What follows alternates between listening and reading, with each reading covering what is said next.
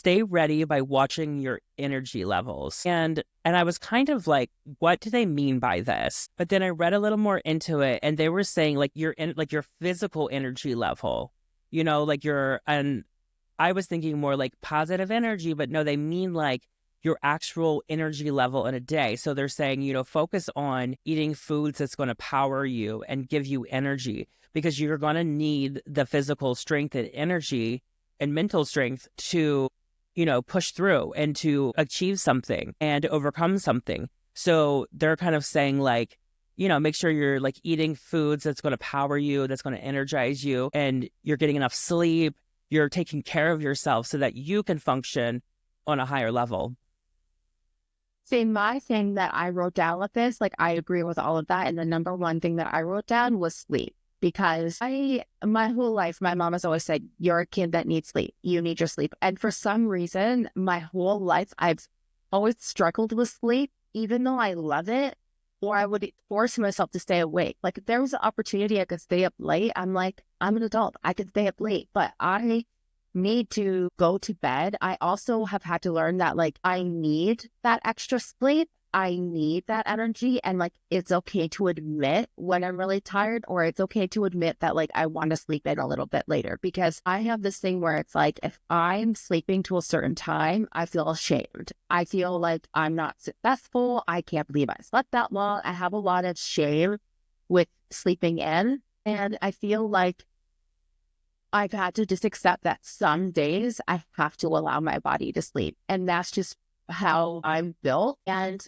I'm lucky because Michael can recognize when like I need that extra sleep, and he'll move around his day sometimes where like he's like, I'll take care of the kids in the morning. But I feel like especially as like a parent, you don't always have the opportunities to get all the sleep obviously that you used to, but prioritizing, or even if midday you have the chance and you're like, you know what?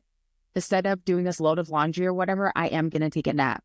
And admitting to yourself that that's okay, because I feel like in society, there's like this weird thing where it's like, if you rest, or especially rest in the day, you're automatically lazy, or you're not, do you know what I mean? Like you're not looked at as like a successful, like housewife or like boss or whatever. Like it's really frowned upon, I feel. And I think that it's so important. If your body needs it, then you need to allow the rest. That makes a lot of sense. And I'm such a like, I'm such an insomniac. Like I told you this morning when you texted me, and I was like, well, I just woke up because the insomnia has been real this week. And a lot of times it's me I'm procrastinating the next day.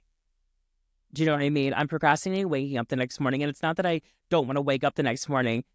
It's just that I'm like, I just want to lay here and have a little fun, scroll in my apps. And enjoy it. Yeah, the next thing you know, it's 3 a.m. and I got to get up at 8 or something. So then I start to compound this lack of sleep, and then it catches up to me. So I say to you, there's a lot of times where I've said like, you know what, I really need to sleep in that morning because I have to catch up. So I think that is something that you do, like you're saying, prioritize that sleep. And making sure that like you're not shaming yourself for it, because I know a lot of like other moms and parents that I've spoken to, and they're like, they feel embarrassed that they need to take a nap, or that they want to take a nap, or that they did take a nap, because they're like, I should have been doing this, this, and this. And it's like, you need to keep going. Like at 3 o'clock in the afternoon, I have like a whole other 8-hour day ahead of me when the kids come home from school. So it's like, if at 2:30 I'm exhausted, and you know what, I have the opportunity to shut my eyes for 30 minutes before I have to pick them up from school, I'm going to.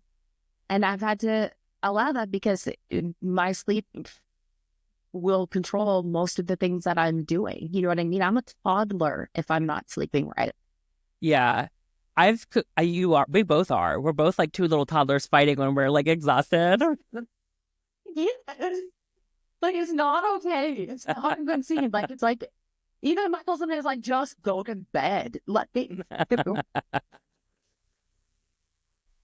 Yeah, and I've come to accept that I am a night owl. I am a person who becomes creative and inspired, and the best things come to me at late at night. And I think that, I just accepted I'm a cool artistic person, and I live in my cool artistic world. And that's when I'm very like inspired, and that's when I'm like really creative. And so I've kind of allowed that to be kind of, I'm not a 6 a.m. person. I'm not a 5 a.m. person. I want to be, but that's not realistic. I am a night person, but I also do need a routine. And I think that, you know, cool artistic type of people have to have a routine or we spiral out. So I do Yeah. try to set some like boundaries with sleep and with getting up to do things, but I also allow myself to be up at Uh-huh. night, not go to sleep at 10 p.m.